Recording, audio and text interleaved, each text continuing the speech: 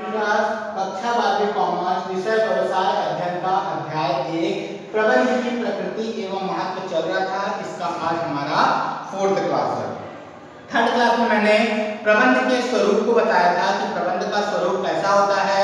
प्रबंध जन्मजात एवं अर्जित प्रतिभा होती है। प्रबंध सार्वभौमिक होता है, मतलब प्रबंध को आप हर एक स्थान पर देख सकते हो। प्रबंध एक गत्यात्मक प्रक्रिया है, अर्थात प्रबंध कंटिन्यू चलने वाली प्रक्रिया है। प्रबंध को रोका या रुकना का मतलब नहीं होता, क्योंकि प्रबंध एक प्रक्रिया है जो एक के बाद हर रोज हर दिन आपको देखने को मिलेगा।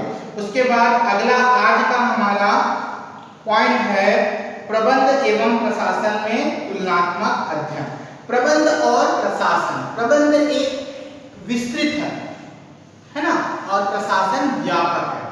प्रशासन के अंतर्गत प्रबंध को शामिल किया जाता है, किंतु प्रबंध के अंतर्गत प्रशासन को शामिल नहीं किया जाता। प्रशासन का मतलब होता है नीतियां बनाना, प्रशासन का मतलब होता है नीतियां बनाना, और प्रबंध का मतलब होता है जो नीति बनी है उसको लागू करना, उस पर काम करना। प्रशासन नीतियों का निर्माण करता है और प्रबंध नीतियों पर चलता है। आप ऐसा बोल सकते हो कि प्रशासन नीतियां बनाता है और प्रबंध नीतियों पर कार्य करता है। तो प्रशासन और प्रबंध दोनों अलग अलग हैं। प्रशासन व्यापक शब्द है, प्रशासन बहुत बड़ा है, किंतु प्रबंध विस्तृत शब्द है। ठीक, प्रबंध तथा प्रशासन दो ऐसे शब्द हैं जो व्यापार वाणिज्य के क्षेत्र में समानार्थी शब्द के रूप में प्रयोग करते हैं। प्राथमिक काल में इन दोनों शब्दों में कोई अंतर नहीं था, किंतु प्रबंध के कार्य को स्पष्ट रेखा खींच जाने से प्रबंध और प्रशासन अलग अलग माना जाने लगा। प्रबंध प्रशासन का मध्य अंतर को सर्वप्रथम ओलिव शेल्डर ने परिभाषित किया कि पश्चात ग्रीक विद्वानों ने अपने अपने तर्क दिए। प्रबंध का अर्थ आशय अध्ययन हम पूर्व में कर चुके हैं। यहाँ हम प्रशासन की कुछ परिभाषाओं की विवेचना करेंगे। जैसे पहला परिभाषा बोलता है ओलिवर शेल्डर के अनुसार प्रशासन का कार्य किसी विशेष उद्योग में कंपनी की भांति नीतियों का निर्धारण, वित्त उत्पादन का वितरण, समन्वय बनाए रखना, संगठन के क्षेत्र में निश्चित तथा कार्यकारिणी के अंतिम रूप का नियंत्रण करना है। आप ये बोल सकते हो हर एक क्षेत्र में क्या करना है, नीतियों का निर्माण करना है, नियम बनाना है, सिद्धांत बनाना है, जिसके माध्यम से हमारा व्यवसाय को चलाया जा सके।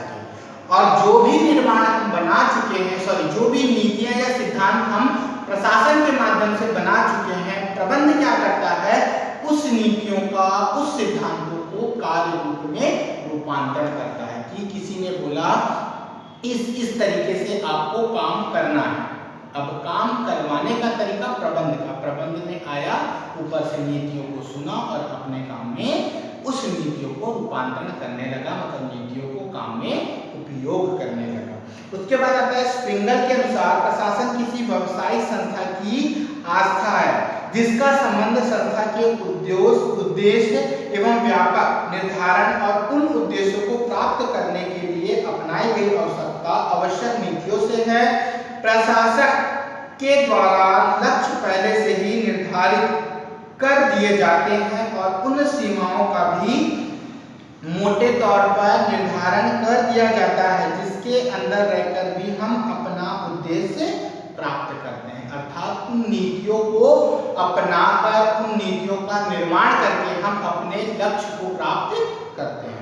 अगला होता है उपयुक्त परिभाषा से स्पष्ट है कि प्रशासन का मुख्य कार्य रूप में नीतियों का निर्धारण करना, उद्देश्यों को सुनिश्चित कर उसके अनुरूप परिणाम प्राप्त करने हेतु आवश्यक समन्वय, नियंत्रण एवं निर्देशन करना होता है। ठीक, उसके बाद आता है आपका प्रबंध एवं प्रशासन में अंतर। प्रबंध और प्रशासन में क्या अंतर है, इसके बारे में बताया। पहला, नीति निर्धारण करना। जिन उद्देश्यों के लिए किसी संस्था की स्थापना की जाती है, उन उद्देश्यों से प्राप्त करने के लिए योजनाओं और नीति प्रशासन द्वारा बनाई जाती है।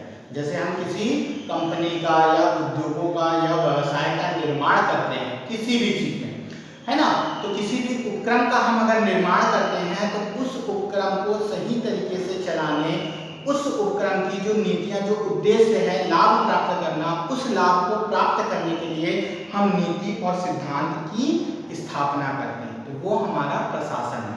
और आगे बोलता है योजनाओं में क्रियान्वयकर्ता प्रबंध का कार्य प्रशासन द्वारा बनाई गई योजनाओं को क्रियान्वय करना है। इसके लिए संगठन, निर्देश, नियंत्रण, अभिप्रेरण, समन्वय का कार्य प्रबंध करता है। ठीक, मतलब जो नीति बनाता है वो प्रशासन और नीतियों को कार्य में रूपांतरण करता है वो प्रबंध। अगला बोलता है स्वामी सेवक का संबंध।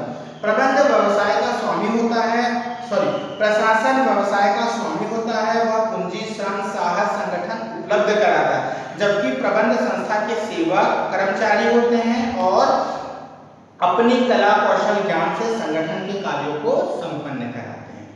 अगला होता है प्रतिफल प्राप्त करना।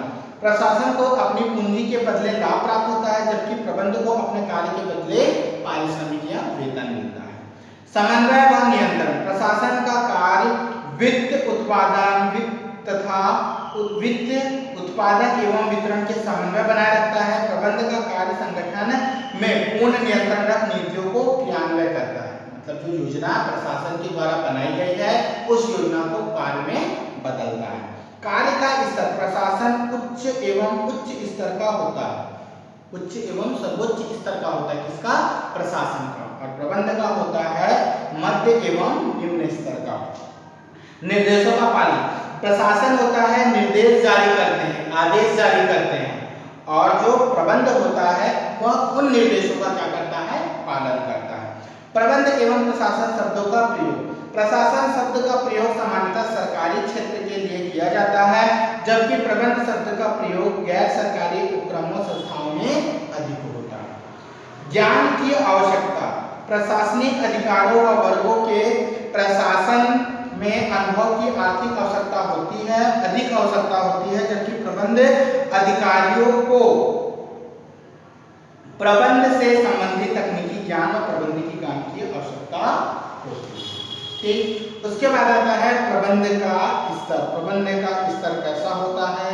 तो प्रबंध का पहला स्तर होता है उच्च स्तर, दूसरा होता है मध्य स्तर और तीसरा होता है निम्न स्तर या पर्यवेक्षण स्तर।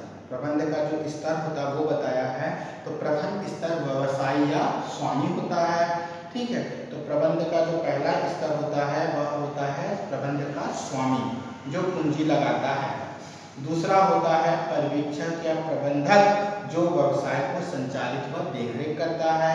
और निम्न स्तर होता है जो हमारे व्यवसाय में काम करते हैं, जिसमें पर्यवेक्षक, कार्य प्रबंधक, अधीक्षक, जनरल फोरमैन और श्रमिक, ये सब आते हैं।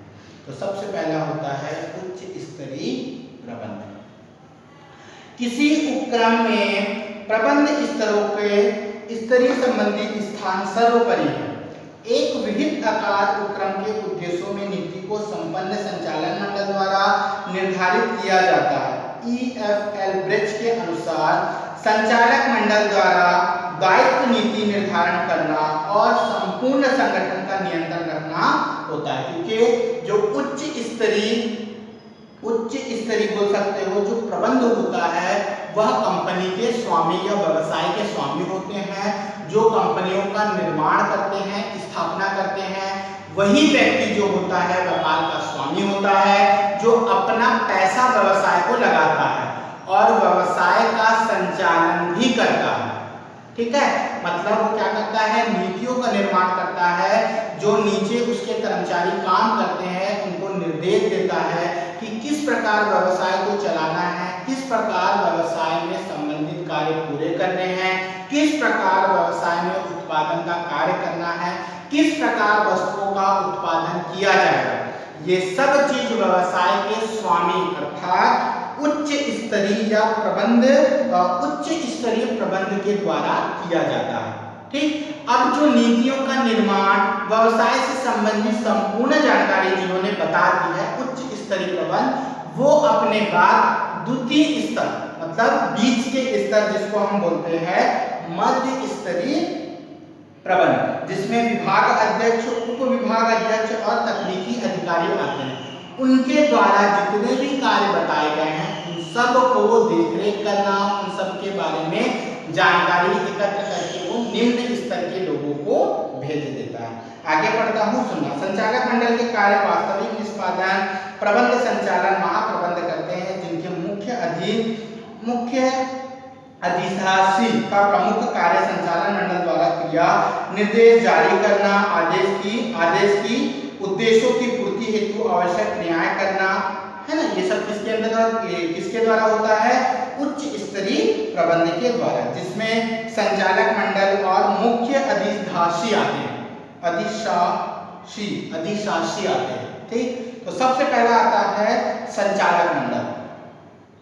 संचालक मंडल वही होता है जो कंपनी का संचालन करता है, जो कंपनी के स्वामी होते हैं, ठीक है। मुख्य अधिशासी आते हैं, इसके द्वारा कार्य के अधिकारी होते हैं। उच्च स्तरीय प्रबंध कार्य निष्पादन, प्रबंध, संचालन महाप्रबंधक द्वारा किया जाता है। इसे ही मुख्य अधिशासी या कार्यकारी अधिकारी अध्यक्ष कहा जाता है। यह संस्था के हाथ, कान, नाक तीनों होते हैं। इस प्रकार प्रमुख कार्य संचालक मंडल के क्रियान्वयन के लिए निर्देश जारी करना होता है। यह संचालक मंडल अन्य अधिकारी के मध्य की कड़ी होती है। और लास्ट में आता है मध्य स्तरीय। मध्य स्तरीय वह होता है जो अधिकारियों से या उच्च स्तरीय प्रबंध से आदेश को लेकर क्या करता है? अपने कार्य में रूपांतरण कर निम्न स्तरीय अधिकारी प्रबंधक को क्या कर देता है? कार्य का भेज देता है। आज जो ऊपर से आदेश मिला है उन आदेशों को कार्य में रूपांतरण करके वो निम्न स्तरीय लोगों को भेज देता है। इसके कार्य बताया है। पहला, मुख्य अधिकारी की क्रियाओं में सहायता प्रदान करना, संचालनात्मक निर्णय में सहायता प्रदान करना, प्रतिदिन के परिणामों में संपर्क बनाए रखना, उत्पादन की उपलब्धियों की समीक्षा करना, उच्च स्तरीय प्रबंध द्वारा तय की गई सीमाओं के मध्य निर्धारित नीतियों का क्रियान्वयन करना, उच्च स्तरीय प्रबंध द्वारा निर्धारित उद्देश्यों की पूर्ति हेतु आवश्यक योजनाएं बनाना, समय पर कार्य नीतियों का मूल्यांकन करना, प्रबंधकों द्वारा कार्यवाही को समझना और उनकी समस्याओं का समाधान करना, उच्च स्तरीय प्रबंध द्वारा निर्धारित उद्देश्यों की पूर्ति के लिए आवश्यक योजनाएं बनाना, ठीक। उसके बाद तृतीय आता है पर्यवेक्षक या निम्न प्रबंध। जो उच्च स्तरीय प्रबंध जो होता है वो जो नीतियों का निर्माण करा है वो किसके पास आता है? मध्य स्तरीय प्रबंध के पास। और मध्य स्तरीय प्रबंध क्या करता है? उनकी योजनाओं को कार्य में रूपांतरण कर निम्न स्तरीय प्रबंध को भेज देता है। और जो निम्न स्तरीय प्रबंध होते हैं, जो ऊपर से आदेश मिला है उस आदेश को कार्य में रूपांतरित करने के बाद उस कार्य को संपन्न कराने का काम करते हैं, जिसमें उत्पादन का कार्य भी सम्मिलित होता है।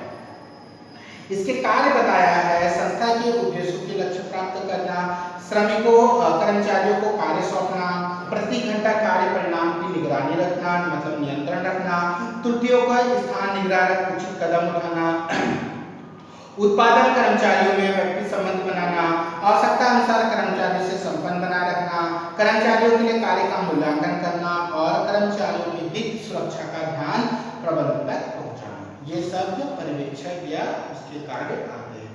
अब आता है अगला टॉपिक, प्रबंध के कार्य। प्रबंध व्यवसाय में क्या क्या कार्य करता है? तो सबसे पहला दो प्रकार के कार्य होते हैं। एक होता है प्रमुख कार्य और दूसरा होता है सहायक या गौण कार्य। तो सबसे पहला प्रमुख कार्य। तो प्रमुख कार्य हमारा 7 प्रकार के प्रमुख कार्य होते हैं। पहला होता है योजना, संगठन, नियुक्ति, संचालन, अभिप्रेरण, नियंत्रण और समन्वय। ये 7 प्रमुख कार्य हैं। और सहायक कार्य 4 प्रकार के होते हैं। पहला होता है संदेशवाहन, नवाचार, निर्णय लेना और प्रतिनिधित्व करना। तो गौण या सहायक कार्य 4 होते हैं और प्रमुख कार्य 7 होते हैं, जिसमें आप लोग कम से कम 6 पॉइंट याद जरूर करेंगे, क्योंकि तो ये मोस्ट इंपॉर्टेंट क्वेश्चन है कि प्रबंध के प्रमुख कार्य को समझाइए। तो आपको ये पता होना चाहिए कि प्रमुख कार्य क्या होता है और सहायक कार्य क्या होते हैं। तो सबसे पहला आता है नियोजन। नियोजन मतलब होता है व्यवसाय को चलाने से पहले, व्यवसाय को प्रारंभ करने के समय से पहले जब हम व्यवसाय का निर्माण की सोचते हैं तो हमारा एक लक्ष्य होता है कि हम व्यवसाय में किस प्रकार का कार्य करें, हम व्यवसाय में किस प्रकार की पूंजी लगाएं, हम व्यवसाय में किस प्रकार का उत्पादन कार्य करें, हमारा व्यवसाय कैसा होगा, हमारे व्यवसाय का क्षेत्र कैसा होगा, हमारे व्यवसाय में कौन कौन काम करेगा, किस प्रकार के उत्पादन होगा, हम कच्चा माल कहाँ से, ये सब चीज हम व्यवसाय प्रारंभ करने से पहले सोचते हैं। और जैसा हमारा व्यवसाय की स्थापना हो जाती है, व्यवसाय प्रारंभ हो जाता है, तो जो सोचे हुए कार्य हैं उसको कार्य में बदलना, अर्थात सोचना, योजना बनाना, जिसको हम व्यवसाय के लिए योजना कहते हैं। मतलब व्यवसाय में हम किस प्रकार का काम करें जिससे हमको ज्यादा से ज्यादा लाभ हो, इसके लिए योजना बनाना ये प्रबंधक का प्राथमिक कार्य है। बोलता है प्रबंधक का सबसे महत्वपूर्ण एवं प्राथमिक कार्य योजना करना है। सिंध के शब्दों में योजना विभाग प्रबंधक का हृदय है, जिसका एकमात्र कार्य उत्पादन के विभिन्न पहलुओं में कार्यरत कर्मचारियों की आवश्यकताओं को पूरा करना। नियोजन के अंतर्गत किसी कार्य को किस प्रकार, किस व्यक्ति से, कहां पर, किस विधि से, कितने समय में पूरा किया जा सकता है। बोला ना कि हम जो काम किस प्रकार करेंगे, कहां पर पैदा करेंगे, कहां पर इसका विक्रय करेंगे, किस प्रकार का क्षेत्र होगा, किस प्रकार का उत्पादन होगा, वस्तुओं का किस प्रकार निर्माण होगा, ये सब चीज हम किसके अंतर्गत लाते हैं, योजना के अंतर्गत। दूसरा होता है संगठन। संगठन मतलब होता है जहां पर व्यक्ति आपस में समूह के रूप में किसी लक्ष्य को प्राप्त करने के लिए कार्य करते हैं। ठीक, समूह के रूप में लक्ष्य को प्राप्त करने के लिए जो कार्य करते हैं उसको बोला जाता है संगठन। क्योंकि जहां पर कोई उद्देश्य नहीं होगा, लक्ष्य नहीं होगा, वो संगठन होता नहीं। जैसे मेला, मेला का कोई उद्देश्य होता है, कुछ नहीं होता, आदमी गया मनोरंजन घूम करके आ गया, वहां पर भी भीड़ होता है, झुंड होता है, व्यक्तियों का समूह होता है, पर उसका कोई उद्देश्य नहीं होता, इसलिए उसको संगठन नहीं बोलेंगे। किंतु जहां पर फैक्ट्री है, कर्मचारी काम करते हैं, उद्योगों में जहां पर कर्मचारी काम करते हैं, वहां पर व्यक्तियों का, कर्मचारियों का समूह होता है, उसको संगठन कहते हैं। क्यों? क्योंकि उन समूह का एक उद्देश्य होता है, लक्ष्य होता है, उसको बोला जाता है संगठन। जिस समूह का लक्ष्य होगा उसको संगठन बोलेंगे। बोलता है संगठन प्रबंधक का दूसरा महत्वपूर्ण कार्य है, बिना संगठन के कोई भी प्रबंध जीवित नहीं रह सकता। मानव मशीन का समूह प्रयासों के पूर्व निर्धारित लक्ष्यों को प्राप्त करने के लिए कार्य करना संगठन कहलाता है। उसके बाद नियुक्ति। नियुक्ति का मतलब होता है कर्मचारियों को अपने व्यवसाय में नियुक्त करना, नौकरी देना, रोजगार देना, जिससे कर्मचारी आपके व्यवसाय से जुड़ सके और व्यवसाय के लक्ष्यों को प्राप्त कर सके। उसके बाद आता है संचालन। संचालन का मतलब होता है अपने व्यवसाय में व्यवसाय का संचालन करना। उसके बाद अगला पॉइंट होता है अभिप्रेरण। अभिप्रेरण का मतलब होता है कर्मचारी जब अपने व्यवसाय में काम नहीं करते तो उनके काम के प्रति रुचि जागृत करना। अभिप्रेरण का मतलब होता है काम के प्रति रुचि जागृत करना। उसके बाद आता है नियंत्रण। नियंत्रण का मतलब होता है जब काम व्यवसाय में चलता रहता है तो व्यवसाय में समस्याओं का समाधान करना। यदि उत्पादन के कार्य में कुछ कठिनाई उत्पन्न हो रही है तो उस कठिनाइयों को खोज करना, खोज करने के बाद उस समस्या का निवारण करना, समाधान निकालना, ये सब नियंत्रण के अंतर्गत आता है। और लास्ट होता है समन्वय। समन्वय का मतलब होता है सभी कार्यों में तालमेल बैठाना। नियोजन, संगठन, अभिप्रेरण, नियुक्ति, संचालन, नियंत्रण, इन सभी चीजों पर तालमेल बैठाना। क्योंकि जब एक साथ सब मिलकर काम करेंगे तो हमारे व्यवसाय का जो संचालन होगा, जो व्यवसाय का लाभ होगा, वो हमको अच्छी तरीके से प्राप्त होगा। तो मैं प्रमुख कार्य को पॉइंट पॉइंट समझाया, आप इसको डिटेल करेंगे, अच्छे से पढ़ेंगे, क्योंकि ये जो पॉइंट है ये सब आगे चल के एक एक चैप्टर है। जैसे नियोजन एक चैप्टर है, संगठन, नियुक्ति, संचालन, अभिप्रेरण, नियंत्रण, ये सब एक एक चैप्टर है, तो हम उसके अंतर्गत बहुत डीपली पढ़ेंगे। इसलिए मैंने केवल पॉइंट पॉइंट पढ़ाया, लेकिन आप इसके पैराग्राफ को पढ़ेंगे। ठीक, उसके बाद आता है सहायक कार्य। सहायक कार्य में हमारा बोला गया है संदेशवाहन। संदेशवाहन मतलब होता है अपने बातों को, जैसे कम्युनिकेशन जिसको बोलते हैं हम बात करते हैं, अपनी बातों को दूसरे तक कैसे पहुंचाते हैं, कोई ना कोई माध्यम है ना, चाहे तार के माध्यम से चाहे टेलीफोन के माध्यम से। इसी तरह व्यापार में भी हमारी जो बातें होती हैं, जो हमारे आदेश होते हैं या जो भी दस्तावेज होते हैं, हमको एक स्थान से दूसरे स्थान भेजना है तो हमको संदेश वाहन की आवश्यकता होती है। दूसरा होता है नवाचार। नवाचार का मतलब होता है नई नई चीजों का उत्पादन।